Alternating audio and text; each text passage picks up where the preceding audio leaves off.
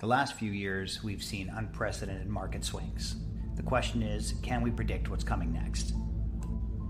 Given such wide market swings in such a short period of time, it's always hard to find that balance. Markets are always in a state of change. It's the degree of the change that's important to watch. And as we've seen, these last few years have been nothing short of dramatic. Legendary forecaster Ray Dalio questioned if we were in a 100-year event, and can we predict what's next? If you study past trends, it can give you a glimpse as to what may happen in the future. From psychological to policy-driven factors, we know that supply and demand economics, which help drive real estate, is one of those factors to monitor. Similar to the stock market, you can get overbought and oversold indicators. In times of overbought or oversold conditions, you can look to the past to see where things will go from there. Studying the balance of these trends affects the price of a home in where I think of it as the equilibrium price and represents an agreement between sellers and buyers of the home. This natural flow between buyers and sellers is disrupted from either psychological factors, such as fear and greed, or by policy changes. We have seen both of these factors at play, coming out of one of the hottest housing markets we have ever seen. Imagine the ebb and flow between buyers and sellers to equalize a market, but then imagine a dam getting put up to hold back buyers from buying. And one of the largest disruptions to the flow of buyers and sellers is what happened when we were told to stay home. Did we think buyers were just going to evaporate and no longer want to purchase homes? The opposite happened.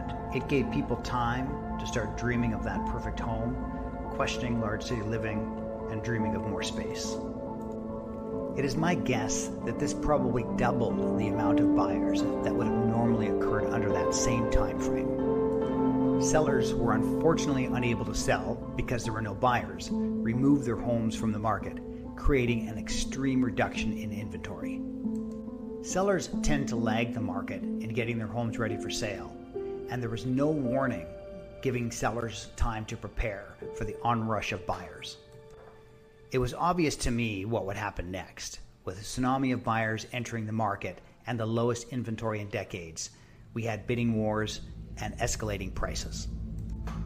Exasperating the inventory problem, sellers seeing the flood of buyers and no inventory quickly realized they had nowhere to move, so many decided not to sell. This domino effect caused a chain reaction. As sellers held off, inventory remained low, and buyers became more frantic to purchase a home. This can create a herd mentality, which brings in speculators, furthering exasperating the issue of no supply. Another word for this is irrational exuberance, a term quoted by former Federal Reserve Alan Greenspan, the man who really started quantitative easing. To add fuel to the fire, the Federal Reserve, through quantitative easing, printed approximately $3.3 trillion in 2020 alone, which equates to at least 1/5 of all US dollars in current circulation. Through the unprecedented printing of money and low rates, we started seeing inflation.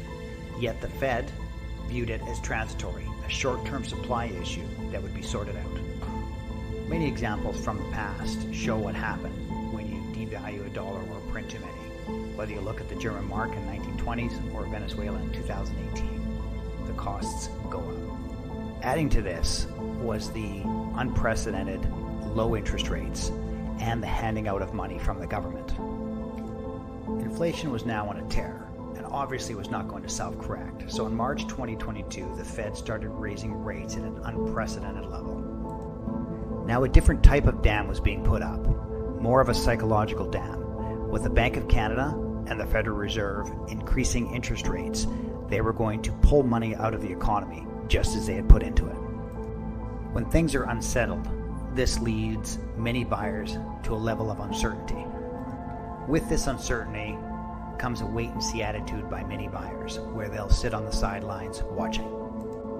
With this lack of buyers, many sellers will just sit and wait, and we will see inventory decline once again. Once inflation starts to hold steady and rates start to stabilize, things will start to change. as buyers become more confident and are able to map out their future purchases. At first, we'll start seeing homes sell a little bit quicker, which will then bring all of the buyers that have been sitting on the sidelines back into the market. And once again, you will see prices starting to rise. Extreme market changes is like a pendulum shifting. Once a market is out of balance, it will adjust the other way. Until the market finds balance, you'll see some areas fare much better than others based on baby boomers' migration and millennials' desire for a better lifestyle. Thanks for watching. My name is Derek Gillette with Gillette & Associates. After 30 years and selling over $1 billion worth of real estate, I look forward to giving you more insights and updates on the real estate market